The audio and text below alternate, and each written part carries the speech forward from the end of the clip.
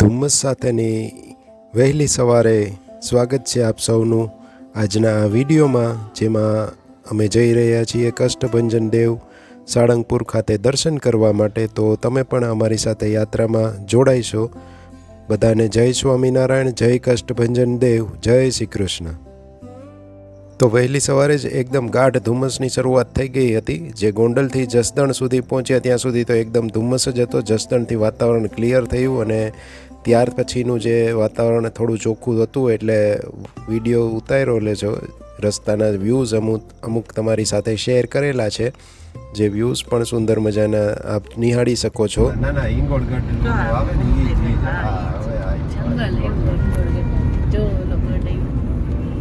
ઘોડો ચોસીવો ઘોડો ઘોડા તમે રાજાનો ગઢ કહેતા હતા ને, હવે હવે આવ્યો નીચે બહાર લઈ જાય. અહીંયા ઓલું હતું બીજા અત્યારે બહુ ઊંચું કર્યું. લગભગ વિશ્વભરી મંદિર ગઢ દેખાતો જ નથી ફોનમાં. પપ્પા આઈ દિયો દેખાણો. હા ગઢ કેવડો બધો રસ્તો મોટો હે. આ થઈ ગયો બસ બંધ કરી દે હવે. કર્યો તો ચાલુ કર્યો હવે. ઢાળ વયો ગયો, પાછો ચડે ત્યારે જઈ. ચાલો, બધાનું સ્વાગત છે. જય શ્રી કૃષ્ણ, જય સ્વામિનારાયણ ને જય માતાજી. પહોંચી ગયા છે એક જગ્યાએ પેટ્રોલ ભરાવવા માટે. રસ્તામાં ચાલો પાળિયાદ પહોંચવા આવ્યા. ભાવનગર વિચ્યા તમે કઈ ના કે બોટાદના રસ્તે પહોંચી ગયા.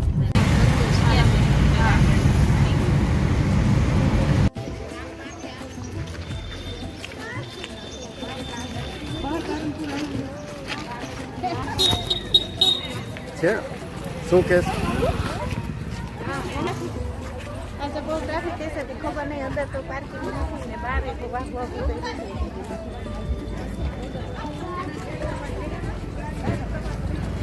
આ વચ્ચેનો રોડ છે. આ બાજુ કષ્ટભંજન મંદિર આવે અને આ બાજુ BAPS સ્વામિનારાયણનું મંદિર છે. યજ્ઞ પુરુષ ટાવર પણ દેખાઈ રહ્યો છે, એ આવે. એટલે બેયના ગેટ સામે સામે જોવા મળી જાય.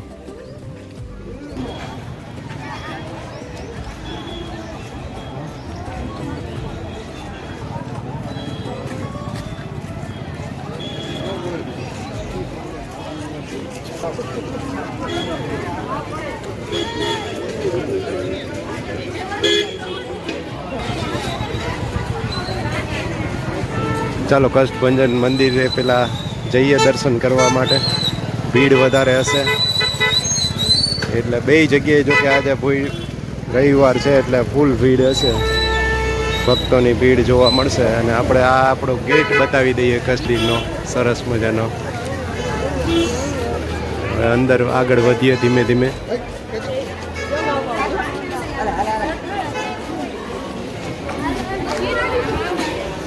તમે પણ અમારી સાથે જોડાઈ જાઓ વર્ચ્યુઅલ દર્શનના માધ્યમથી.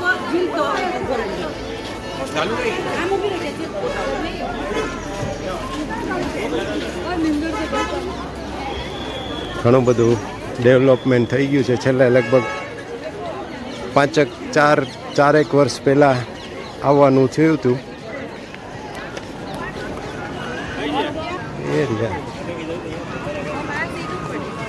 અત્યારે સમય થયો છે લગભગ 11 વાગ્યા જેવો સમય થયો છે. ઉલટાનું આગળના જો પાર્કિંગથી આવીએ તો વધારે ચાલવું પડે. પાછળની સાઈડથી પાર્કિંગ, જે બે મંદિર વચ્ચેના રસ્તેથી આવો તો શોર્ટમાં તમારે ઓછું ચાલવું પડે. દાદાના દર્શન કરવા માટે જઈ રહ્યા છીએ.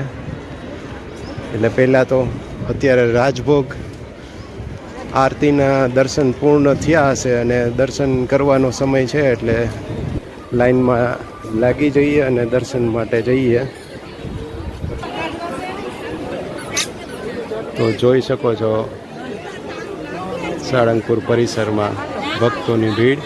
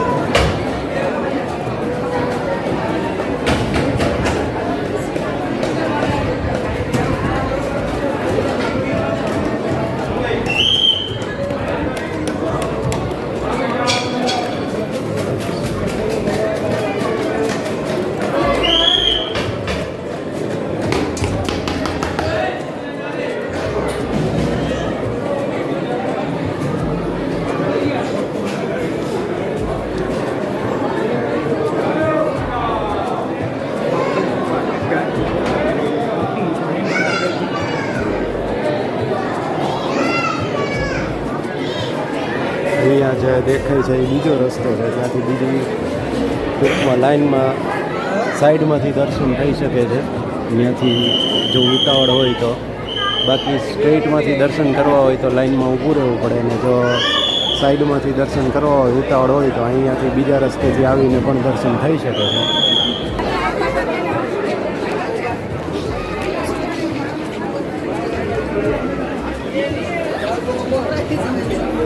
ચાલો, સરસ મજાના દર્શન થઈ ગયા. હવે આગળ વધીએ.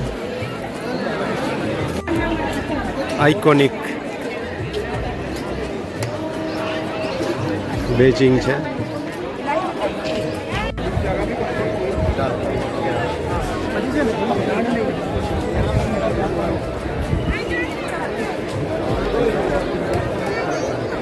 સેફટી સરખું વચવાય ને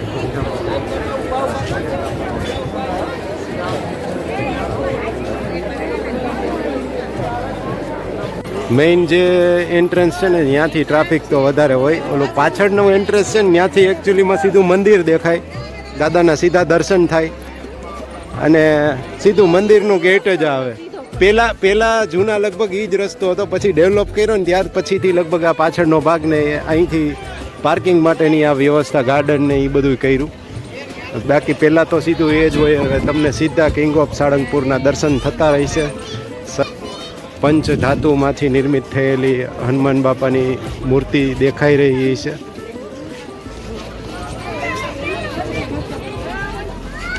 અને હમણાં જ તમે જે દર્શન કર્યા કષ્ટભંજન દેવ હનુમાનજી મહારાજના, એ ગોપાળાનંદ સ્વામીએ એમની સ્થાપના કરેલી, પધરાવ્યા હતા. અને લગભગ બધી હનુમાનજીની મૂર્તિઓ હોય એમાંથી આ મૂર્તિ એકદમ હસતી તમને જોવા મળે. એની પાછળ જ્યારે ગોપાળાનંદ સ્વામીએ મૂર્તિની સ્થાપના કરીને પધરાવ્યા ને ત્યારે ત્રાટક કર્યું અને યોગ શક્તિથી એ મૂર્તિ ધ્રુજવા માંડી હતી. એવું કહેવાય છે કે ભૂકંપના જેવી રીતે આંચકા આવે એવા આંચકા અનુભવાયા હતા. ત્યારે કોઈએ રોક્યા કે બસ સ્વામી, ત્યારે એને ત્રાટક રોક્યું. અને પછી કદાચ એવી પણ વાત છે કે જો ગોપાળાનંદ સ્વામીએ કીધું કે જો થોડી વાર મને વધારે ત્રાટક કરવા દીધું હોય તો આ મૂર્તિને બોલાવી હતી. એટલે હનુમાનજીનો મહિમા દેશ વિદેશમાં ખૂબ જ પ્રસરાઈ રહ્યો છે. અત્યારે ભક્તો ક્યાંય ક્યાંયથી દર્શન કરવા આવતા હોય તો દર્શન કરી શકો છો આપ કિંગ ઓફ સાળંગપુરના. અત્યારે આ મૂર્તિને લગભગ 2-4 વર્ષ, 3-1 વર્ષ એક્ઝેક્ટ મને ખ્યાલ નથી, સ્થાપના કરી અને 3-4 વર્ષ જેવું થયું હશે. અમે પહેલી વખત આવ્યા ત્યારે સ્થાપના નહોતી થઈ, ત્યારે આવેલા હતા.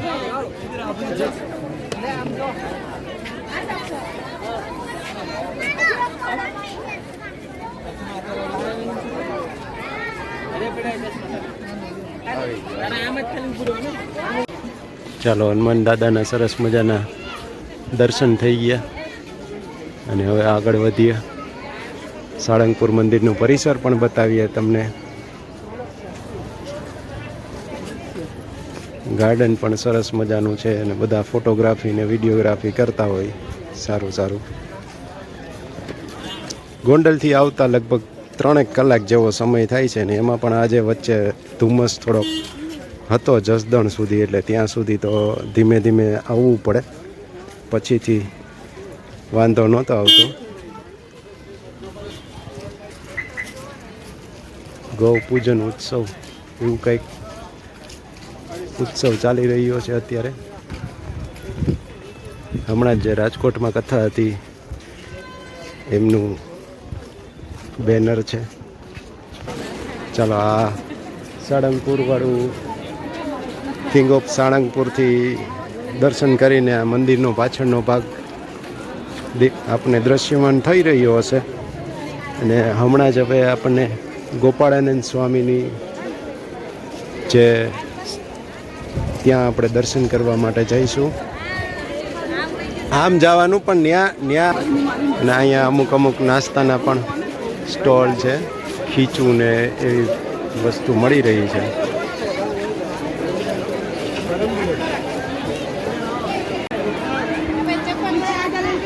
ચપ્પલ કાઢ નાખો વાંચા અહીંયા ગમે ત્યાં ક્યાંક, પછી અંદર જઈ અહીંયા કાઢી નાખો ને.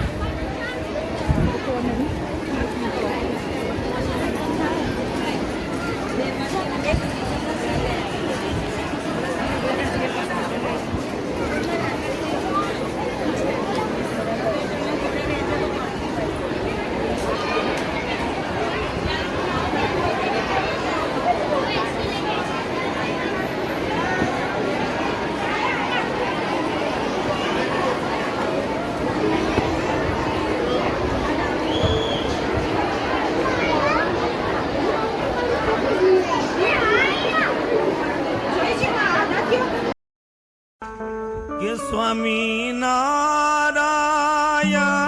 નારાયણ હરે સ્વામી નારાયણ નારાયણ સ્વામી નારાયણ નારાયણ હરે સ્વામી નારાયણ નારાયણ હે સ્વામી નારાયણ નારાયણ હરે સ્વામી નારાયણ નારાયણ સ્વામી નારાયણ નારાયણ હરે સ્વામી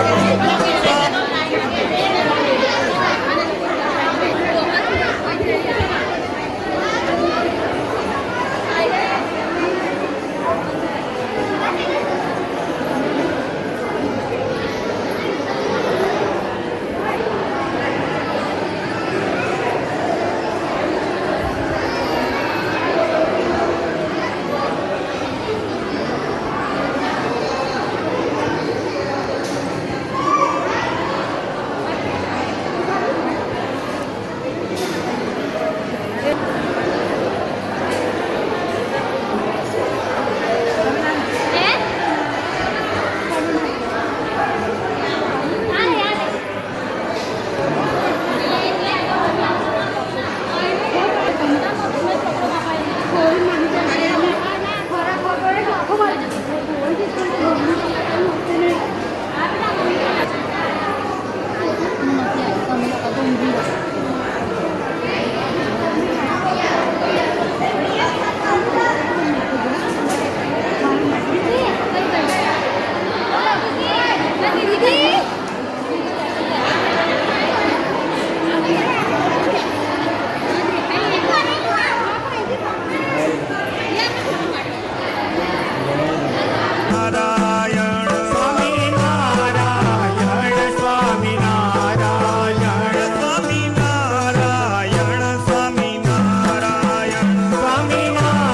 નારાયણ હે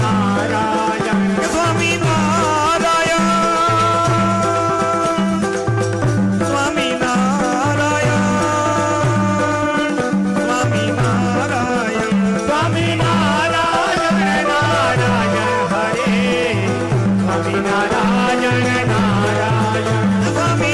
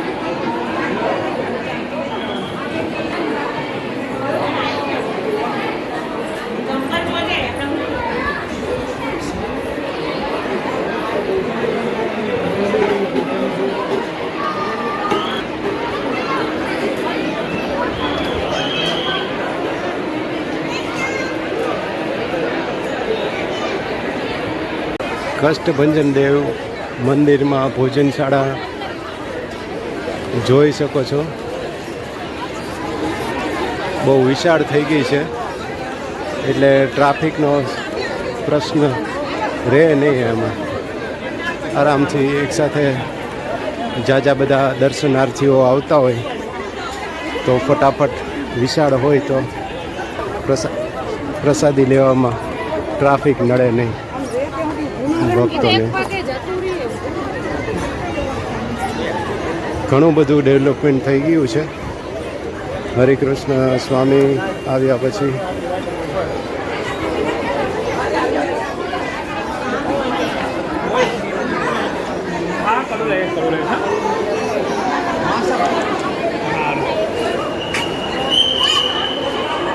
જોઈ શકો છો